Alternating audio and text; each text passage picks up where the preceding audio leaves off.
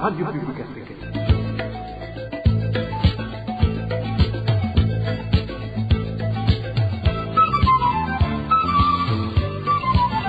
Radio Publique Africaine.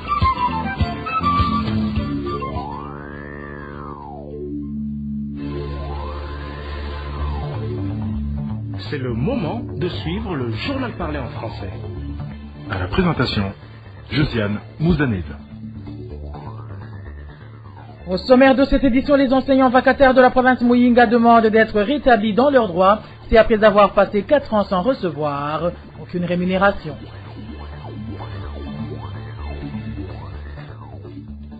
Perturbation de certains services à l'aéroport international de Bujumbura, la mauvaise coordination de son directeur général en serait la cause. Vous aurez les détails dans ce journal. Dans ce journal, nous vous parlerons également des lamentations de certains habitants de la province Ngozi qui accusent le procureur général près la cour d'appel de la dite province d'étouffer la justice. Voilà pour les grandes articulations. Dis le bonsoir chez vous, mesdames et messieurs. Tout de suite, le développement de ces titres.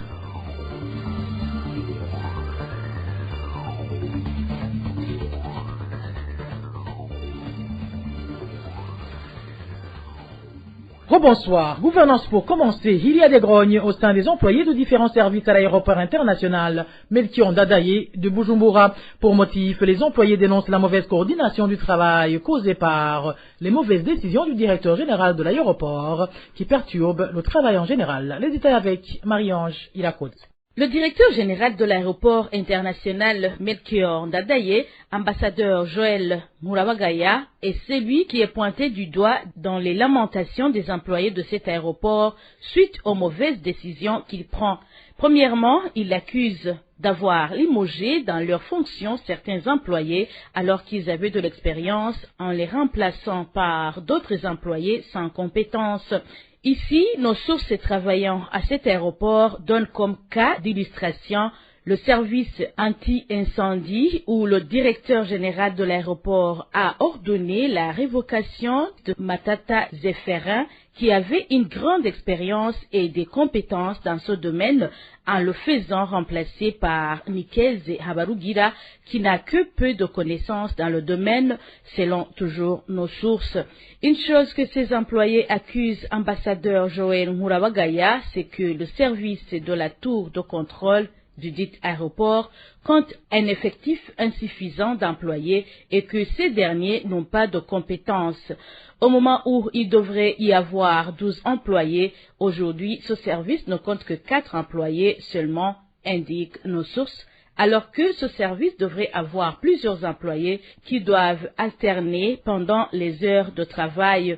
Ainsi, cela préoccupe beaucoup les employés de l'aéroport Melchior Ndadaye, étant donné que la tour de contrôle est le département le plus important de l'aéroport, du fait que c'est elle qui dirige les pilotes des avions au cours des manœuvres d'atterrissage et de décollage.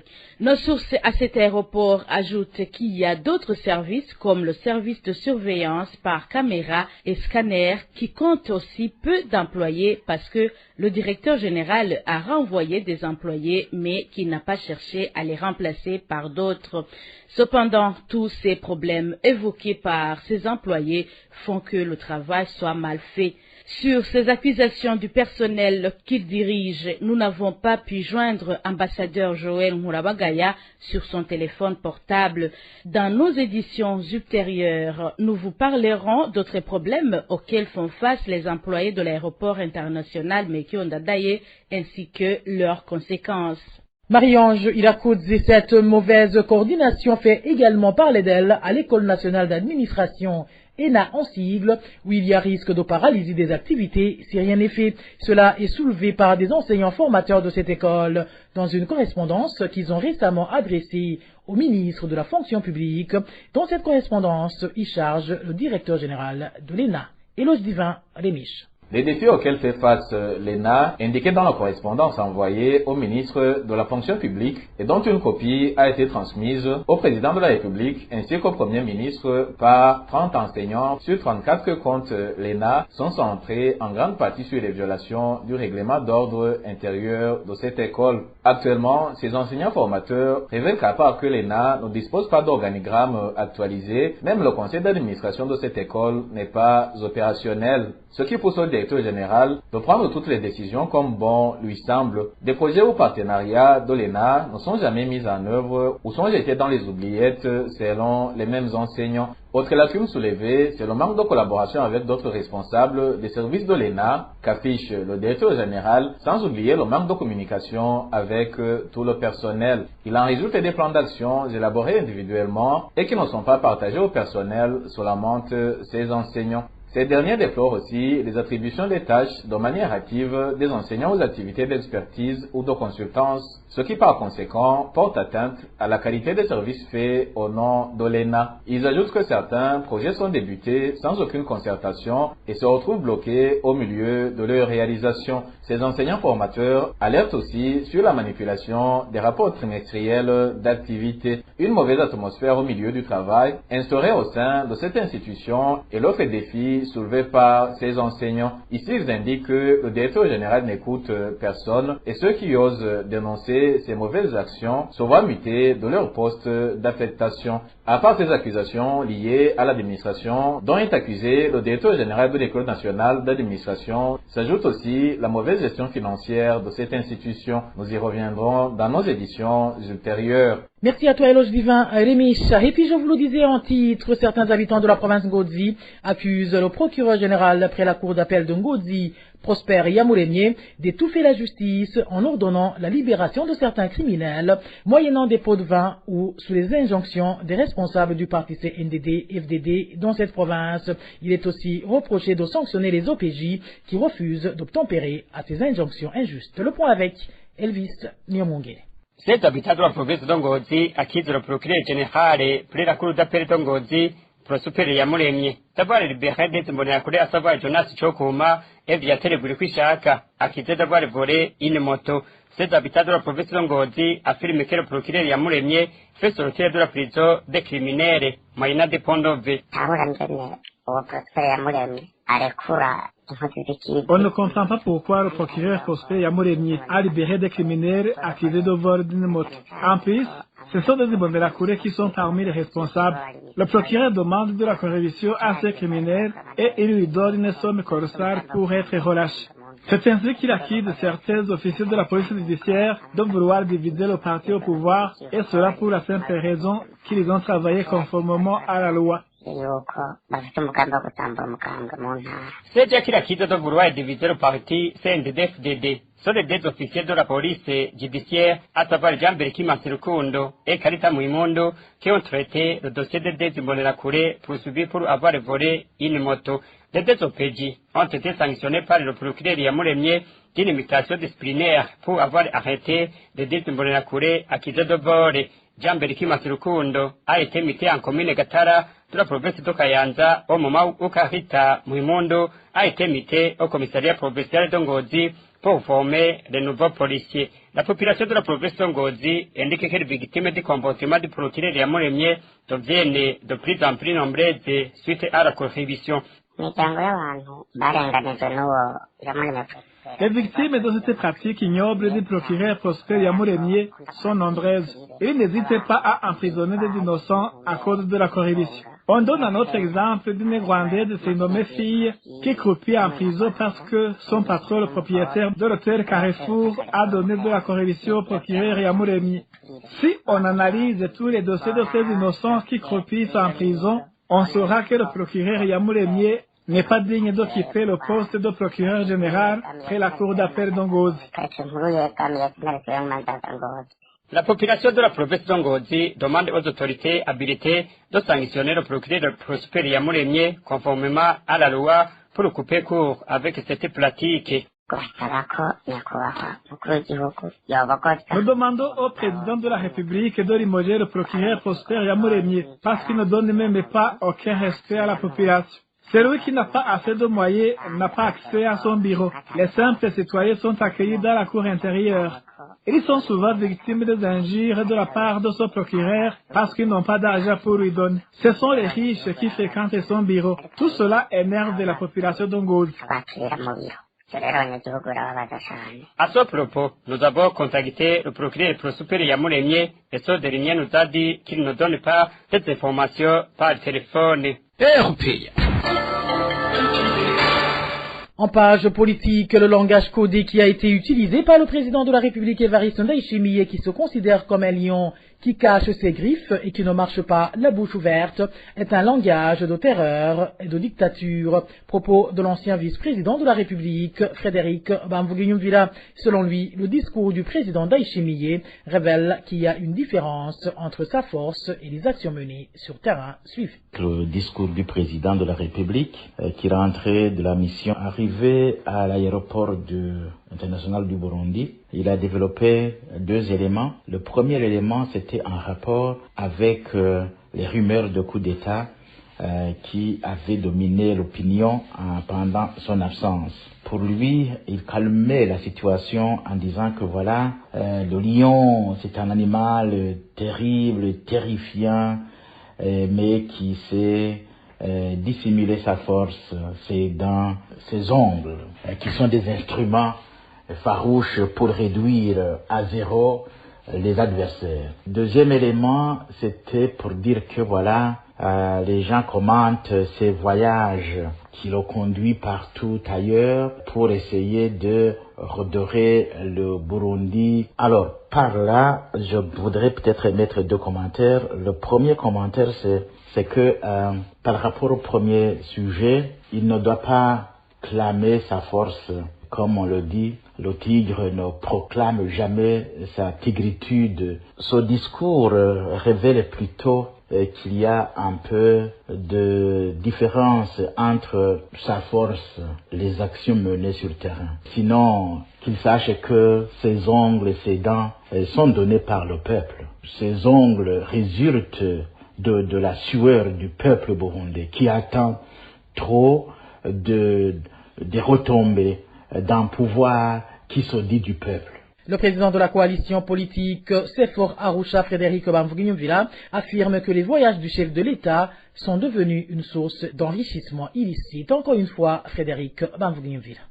Deuxième commentaire, c'est sur ces voyages. Alors, les voyages du chef de l'État, c'est une bonne chose en soi, mais on constate aujourd'hui que le président a investi dans les voyages parce que le budget actuel est passé de 800 millions de francs à 1 milliard 700 millions, ça veut dire l'ajout de 900 millions de francs. Pourquoi cela? Donc ça devient une autre source d'enrichissement illicite. Et il aurait été important qu'on puisse évaluer ces voyages du chef de l'État pour constater si quelque part le Burundi a gagné au lieu d'être servi des menaces du lion, de ses ongles. Nous avons besoin plutôt d'être servis convenablement.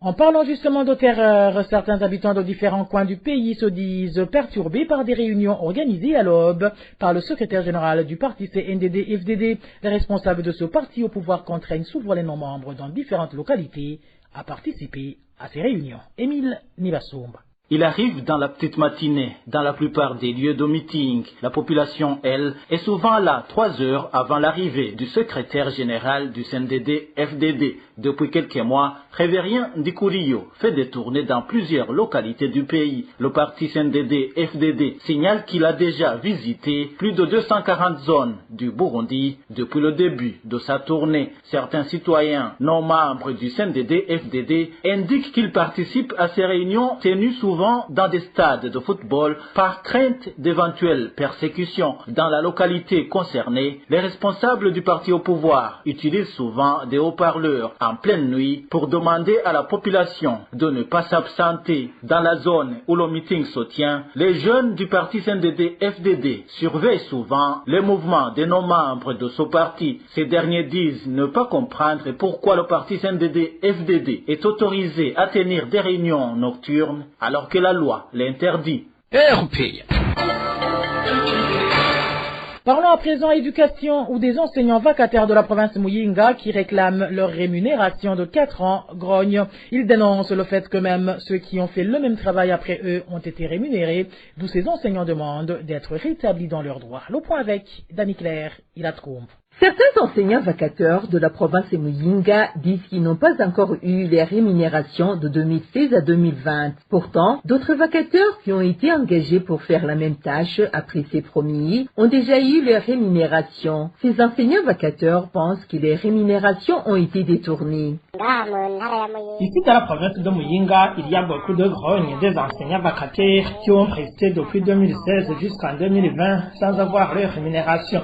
Le plus étonnant pour ces vacataires qui n'ont pas encore été payés, c'est que ceux qui ont été embauchés après eux de 2021 jusqu'en 2023 ont déjà eu leur rémunération, ce qui veut dire que leur argent de plus de 4 ans a été détourné. Après avoir porté leurs doléances auprès des différentes autorités dans le domaine de l'éducation, mais sans succès, ces enseignants vacateurs demandent au gouvernement de faire son mieux et de se rappeler qu'ils viennent de travailler plus de 4 ans sans avoir les rémunérations. Ils ont soumis ce problème au directeur de l'éducation dans la province de Muyinga, M. Blaise Pascal Misago, et il leur a répondu qu'il était au courant de leurs problèmes sans toutefois le résoudre. Ils ont signalé également au ministre de l'éducation lors de ses visites dans les provinces de l'intérieur du pays, et il leur a répondu que le retard de leur rémunération était dû aux erreurs qui se sont produites dans les rapports de travail, mais qu'ils allaient les recevoir en 2023. Mais rien ne leur est encore parvenu jusqu'à présent. Ainsi, il supplie le gouvernement de se rappeler que ça fait presque 5 ans qu'ils travaillent sans être payés. Nos sources indiquent parmi ces vacateurs, il y a même ceux qui viennent de passer plus de 6 ans sans avoir les rémunérations. La rédaction de la RPA a tenté de contacter Blaise Pascal Misago, directeur de l'éducation de la province de Muyinga, de même que le ministre de l'éducation nationale François Habyarimana, mais ils étaient injoignables. Dani Claire, Ilatkoum, éducation toujours. Les travailleurs de l'université du Burundi réclament la mise en application du décret présidentiel du mois en cours portant fixation des modalités pratiques de levée du gel des annales depuis 2016. Les informations fournies par certains syndicalistes au sein de cette institution indiquent que le problème résiderait au niveau du ministère des Finances. Plus de détails avec Emmanuel Niyongeko. Ils sont estimés à plus de 1800 les travailleurs de l'université du Burundi réunis au sein des syndicats SPUB et SPATUB qui réclament la mise en application du décret présidentiel du 1er septembre 2023. L'article 1er du présent décret porte fixation des modalités pratiques de levée du gel d'avancement et harmonisation des modes de déblocage administratif dans les institutions publiques à statut spéciaux dont les annales ont été gelées depuis 2016. L'article 3 du même décret indique que dès l'entrée en vigueur de l'exercice budgétaire 2023-2024, le déblocage administratif et l'avancement annuel devraient être effectués pour caser chaque employé suivant la note de cotation obtenue de 2016 à juin 2023. Et le 8e et dernier article de ce décret du président de la République indique que ce décret présidentiel prend effet à partir du 1er juillet 2023. Au moment où les autorités de l'université du Burundi avaient quant à elles terminé toutes les formalités et transmis les listes de paye dans le ministère des Finances afin de débloquer ces annales depuis ce mois de septembre, les travailleurs de cette institution indiquent qu'ils ont été étonnés d'apprendre ce lundi soir que le ministère des Finances a renvoyé ces listes. Un des travailleurs de l'université du Burundi témoigne. On s'attendait à ce que le salaire du mois de septembre devait respecter le principe qui est inscrit dans le décret qui débloque les fonctionnaires des institutions à statut spéciaux, mais curieusement, nos représentants syndicaux, quand ils ont eu une audience avec le secrétaire général de l'université du Burundi, ont dit qu'on a renvoyé les salaires au niveau du ministère des Finances, disant qu'ils doivent utiliser le même salaire comme c'est du mois de juillet, août, alors que les salaires étaient préparés tenant compte du décret du 1er septembre 2023. La rédaction de la RPA a tenté de joindre le ministre des Finances, Audace Niyonzima, pour recueillir sa réaction, mais sans succès. Dans l'entretemps, une réunion en Assemblée générale est prévue ce mercredi 27 septembre dans les enceintes du campus Mutanga, du moins selon le communiqué sorti ce mardi par ces travailleurs de l'Université du Burundi. Et voilà, amis fidèles de la RPA, c'est par ici que prend fin le journal en français de ce mardi 26 septembre 2023. Merci pour votre aimable écoute. Merci également aux équipes rédactionnelles et techniques pour leur franche et parfaite collaboration. À la présentation de ce journal, vous étiez avec Josiane Mouzaneza. Passez de bons moments chez vous. Au revoir.